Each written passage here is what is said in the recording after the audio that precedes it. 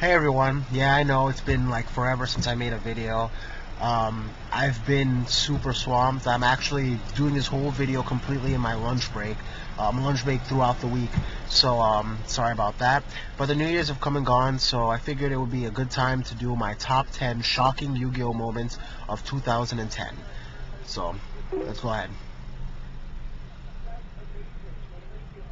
Go on.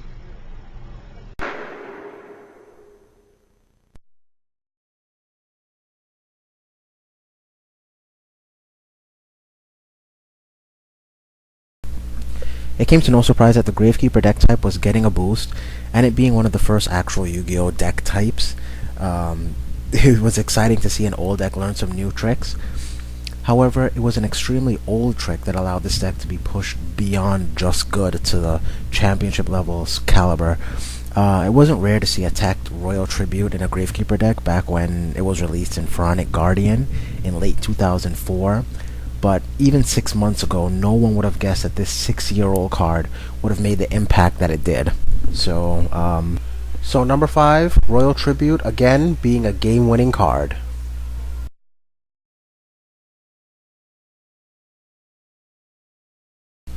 I have never seen more controversy over a card so blatantly good. Pot of Duality's release in Duel's Revolution rocked the community in one of two ways. The haves would comment about how good the card is. It gave some draw power and speed to decks that couldn't take advantage of what was available to us already. And the have-nots complained about how the card was overpriced as well as overhyped. I've even heard someone go as far as to say that Upstart Goblin was a better card, better than Pot of Duality, simply because you can still special summon the turn you use it, and you still only draw one card, which personally I think is a ridiculous argument. However you look at it, either way, either you feel it's a waste of money or it's a blessing. The release of the card changed the way players build their decks, how they plan their turns, and how they win their games.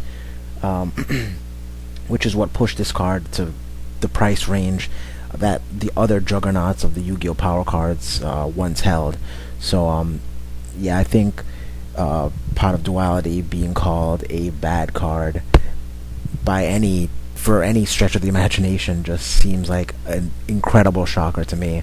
Not being able to special summon is really irrelevant, seeing that you dig 3 cards into your deck. A lot of people say, yeah, you can just draw the one card with some other card like Upstart Goblin. You still draw the one card and you're still able to special summon, but the thing is, Pot of Duality allows you to get to possibly the third card, which if that card is a card that you would want to special summon, you wouldn't have gotten to special summon it anyway that turn because it was 3 cards deep. So Pot of Duality being called a bad card, extreme shocker.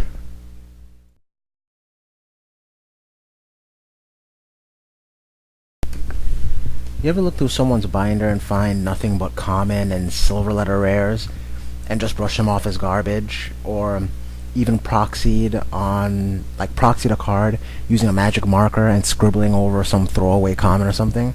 Well, you might not want to do that too much anymore.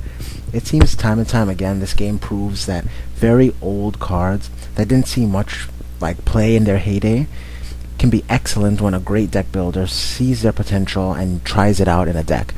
Royal Tribute was released in 2004, and it's seen more play than it ever has before.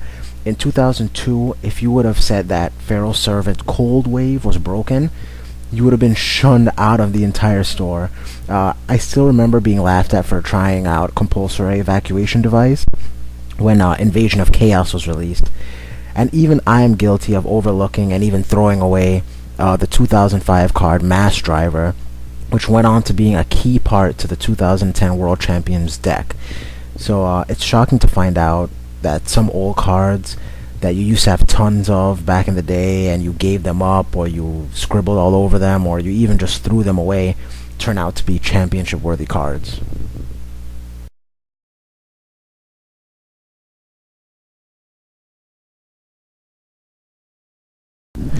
It is no surprise to me personally that Gravekeepers is a good deck. I think Gravekeepers has always been a good deck. Necro Valley is just a really good anti-meta card that is pretty tough to deal with besides outright destruction. But it wasn't until November of this year that I can remember Gravekeepers winning a really huge event, and that was because of, and I'm going to butcher this name, Frazier Smith. Mr. Smith took YCS Atlanta in November using Gravekeepers. He just abused cards like Gravekeeper's Descendant, Spy, Commandant, and of course Necro Valley to just destroy players throughout the whole day. Like I said, Gravekeepers winning a huge event. I can't really remember off the top of my head an account where that really happened. So seeing Gravekeepers actually take a YCS first place, I say, is one of the bigger shockers of the year.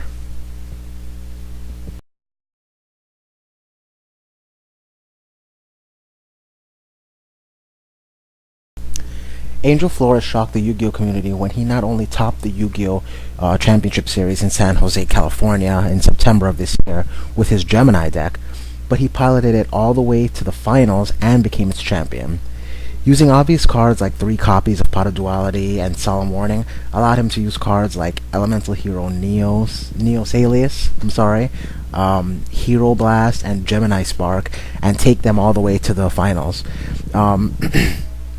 Angel fought his way through a sea of Gravekeepers, X-Sabers, Plants, and Blackwings, among other top-tier decks to win the event.